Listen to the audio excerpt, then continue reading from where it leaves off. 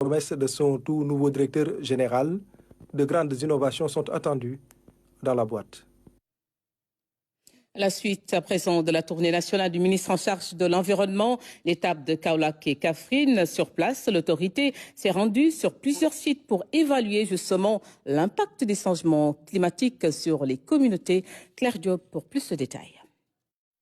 Tournée de prise de contact du ministre de l'Environnement avec ses services dans la zone centre. La délégation s'est rendue à Kaolack et Kaffrine. Dans ce contexte de changement climatique aux effets néfastes, le ministre est venu s'enquérir de la situation dans le but de prendre des mesures pour renforcer la résilience des populations.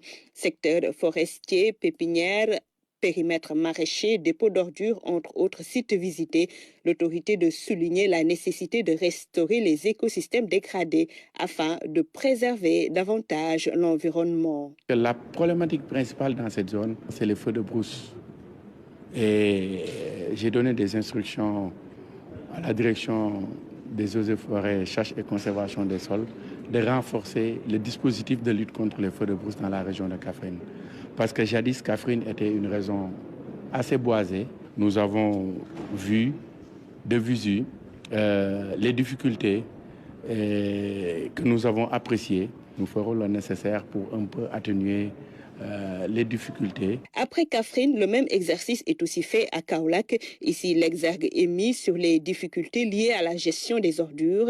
La décharge située à Tiofak est loin d'être réglementaire. Nous travaillerons pour voir comment régler le problème de cette décharge de Kaolack qui a des conséquences écologiques énormes parce que c'est une voie d'eau et en saison de pluie, c'est envahi, ce qui peut entraîner une pollution de la nappe.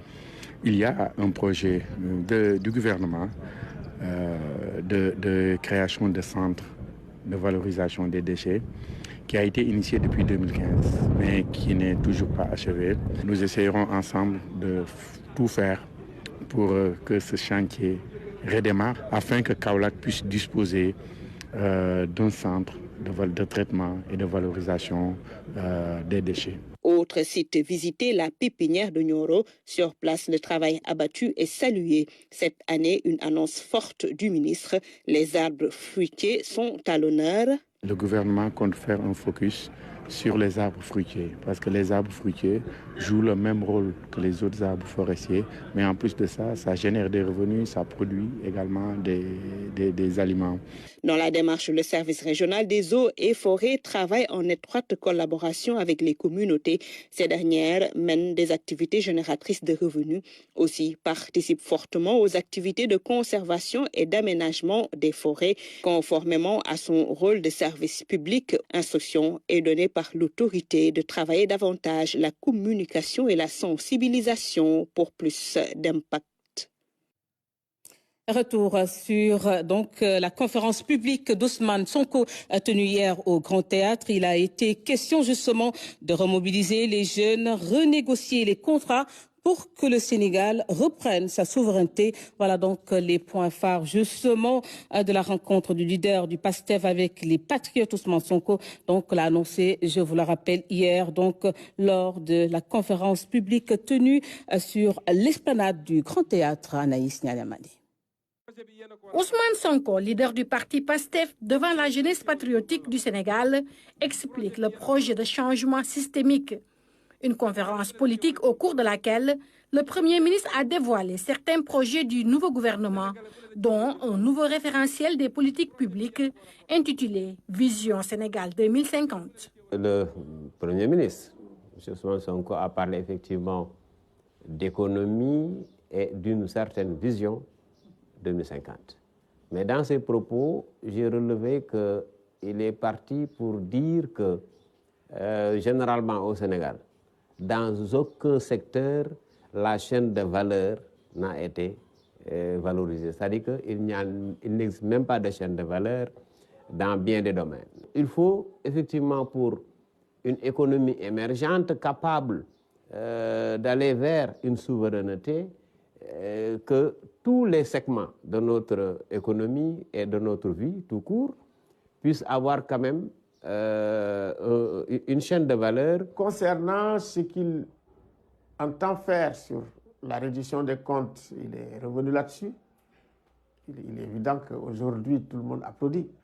Annonce aussi sur la baisse du coût de la vie. Parce que la baisse du coût de la vie, c'est extrêmement important. C'est une très forte attente à l'heure actuelle. Et vraiment, maintenant, on a besoin de beaucoup plus de sérénité pour avancer. Mais il faut qu'on continue à nourrir les échanges, les conflits, les contradictions, les argumentations. C'est ça la vie de la démocratie. La fiscalité des entreprises de presse a été aussi évoquée par le chef de gouvernement. C'est par rapport au paiement des impôts de la presse. Je ne parle pas de la presse, mais d'une partie de la presse qui jouissait des avantages de l'ancien régime, qui pouvait se permettre tout ce qu'il voulait, travailler, couper à la source les salaires des employés et ne pas les reverser. Pourquoi il a parlé de détournement de deniers publics? Parce que cet argent-là, c'est de l'argent public qui appartient à l'État. Il fallait verser ça à l'État. C'est de dire à cette presse-là, donc privée, qui sont des entreprises privées, mais qu'elle doit payer les impôts. C'est vrai, l'impôt est fait pour être payé. Mais vous savez, les entreprises de presse, que ce soit du privé comme du public, ont un rôle de service public. Et ce rôle de service public, de temps à autre, l'État du Sénégal doit faire des facilités pour ces entreprises de presse-là. En quoi faisant? En trouvant des mécanismes pour que vraiment cette dette fiscale-là ne pèse pas lourd sur les épaules de ces entreprises de presse qui sont dans la précarité, il faut le reconnaître. Le message du chef de parti du PASTEF à l'endroit de la jeunesse et de la justice n'est pas bien perçu par l'opposition. Je voudrais m'indigner des déclarations du Premier ministre Ousmane Sonko, parce qu'il faudrait que Ousmane Sonko puisse savoir qu'il n'est plus dans l'opposition. Ousmane Sonko gagnerait à retrouver sa sérénité pour travailler pour les Sénégalaises et les Sénégalais. Parce que là où on l'attend, mais c'est de régler le problème des Sénégalaises et des Sénégalais, c'est-à-dire trouver du travail pour les jeunes, travailler à l'entrepreneuriat des jeunes, travailler à la protection des femmes, travailler à ce que le Sénégal puisse continuer à être dans l'émergence, travailler à la sécurité des Sénégalaises et des Sénégalais.